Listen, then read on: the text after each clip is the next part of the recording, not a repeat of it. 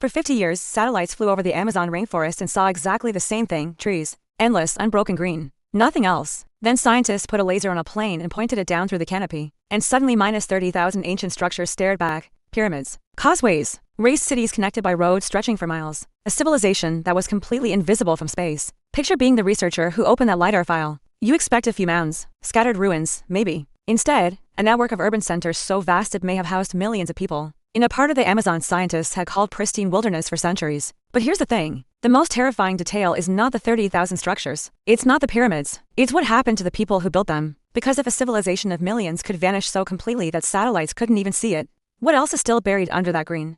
The lost city beneath the Amazon. For most of modern history, the Amazon was treated as one thing above all else. A wall of green. A place too thick, too wet, too hostile for anything permanent to survive.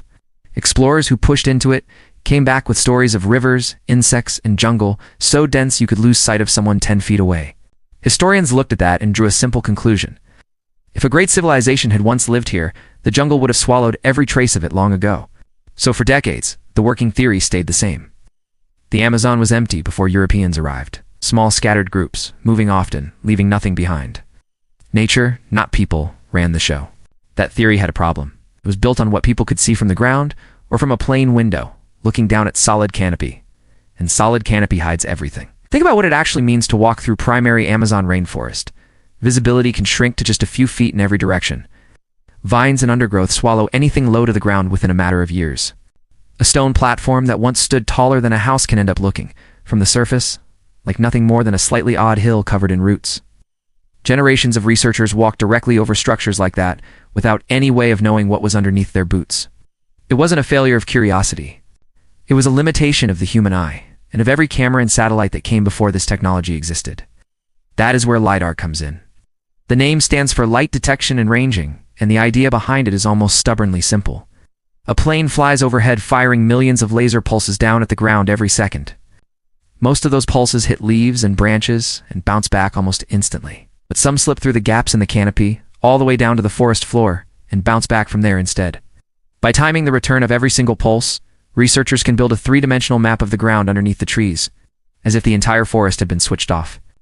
For archaeology, this technology has been quietly revolutionary. It had already helped rewrite the history of the Maya in Central America, revealing causeways and cities hidden under jungle that experts had walked across for generations without noticing. So when teams began turning the same lasers on the Amazon, the goal was ambitious but still cautious. Map some known sites. Confirm what was already suspected. Nobody was expecting a rewrite of an entire continent's history. Then the first process scans came back. Researchers working across sites in Bolivia's Llanos de Majos region and later in the Brazilian state of Acre describe a similar moment. The raw data goes in, and out comes an image that should not exist under. Untouched wilderness. Straight lines that are too straight to be natural. Perfect squares and rectangles. Raised platforms in tidy repeating rows. In the room, the reaction was not celebration. It was more like disbelief, followed by people leaning in closer to the screen, asking each other if the software had made a mistake. It hadn't. What emerged, structure by structure, was a landscape engineered on a massive scale. Truncated pyramids rising in stepped platforms, long elevated causeways connecting settlements the way roads connect towns today, some running in perfectly straight lines for miles through what is now solid jungle, defensive ditches and earthen walls surrounding entire complexes, reservoirs and canals that appear to have managed water on purpose, not by accident. This was not a handful of huts. Researchers studying the region have identified tens of thousands of individual structures spread across a huge stretch of the basin, part of a broader pattern of urban planning that stretches back roughly 2,000 years, according to work published in journals including Nature and Science. If you're new here and you like stories where the evidence forces scientists to rewrite the textbook, this channel is exactly where you want to be. Hit subscribe. Because the next discovery on this channel might be even harder to believe than this one. So who built all of this? The honest answer is that no single, universally agreed name exists yet, and any claim otherwise should be treated with caution. What researchers can say with more confidence is that this was not one isolated tribe working alone. The layout suggests organized labor, planning across generations, some form of shared authority capable of directing thousands of people to build causeways, platforms, and canals that had to be maintained over long stretches of time. Some archaeologists have compared the scale of individual site clusters to cities that would have rivaled major population centers of their era elsewhere in the world. That comparison is still debated, and figures like population size are estimates, not confirmed counts. But even the more conservative estimates describe a society large enough to reorganize an entire ecosystem to fit its needs. It also forces a rethink of what civilization is supposed to look like. Most of us picture stone temples rising out of open desert, the way we picture Egypt or the classic image of the Maya. What researchers are describing here is different. A spread-out network of smaller urban centers, linked by roads and canals, embedded inside a living forest rather than cleared away from it. Some scientists now use the term low-density urbanism to describe this kind of settlement pattern, where population and infrastructure are spread wide instead of stacked into one dense core.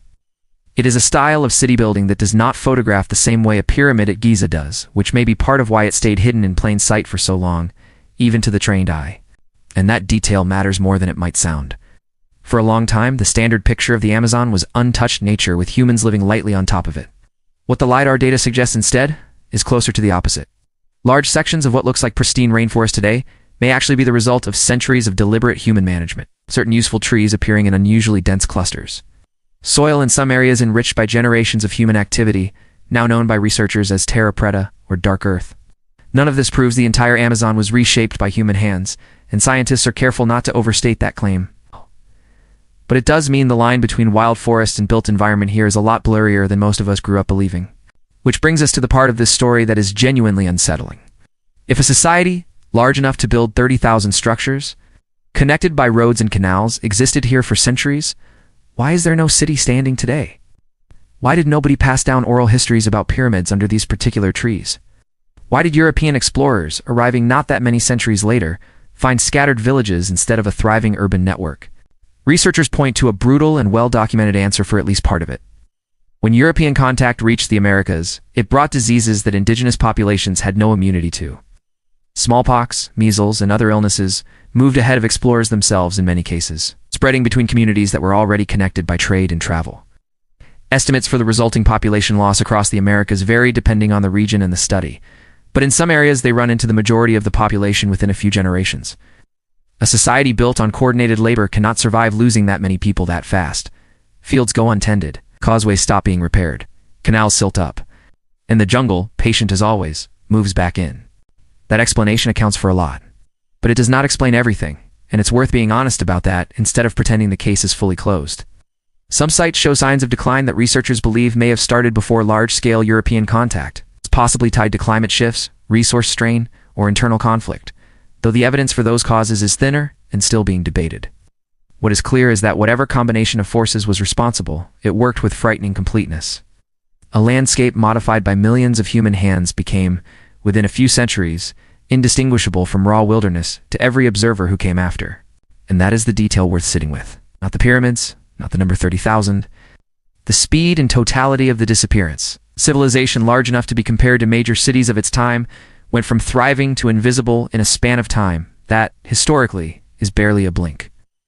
If it happened here in a landscape covering millions of square kilometers, hidden in plain sight until a laser exposed it by accident, the obvious next question is uncomfortable. How much of the rest of the Amazon has never been scanned at all? Researchers have only surveyed a small fraction of the total basin with this kind of technology so far. Every expansion of that coverage has turned up more structures, not fewer. So here's where this leaves us. For half a century, the most advanced satellites humanity had access to looked directly at this land and saw nothing but trees. Took a laser aimed down through the leaves almost by chance to reveal that an entire lost world had been sitting there the whole time, waiting. There is something almost humbling about that timeline. It's not ancient history. Not some accident of a long-lost century with no technology and no way of checking.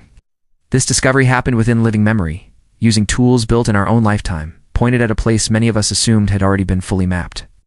It raises an uncomfortable question about how much confidence we should really place in the idea that a place is empty just because nobody has found anything there yet.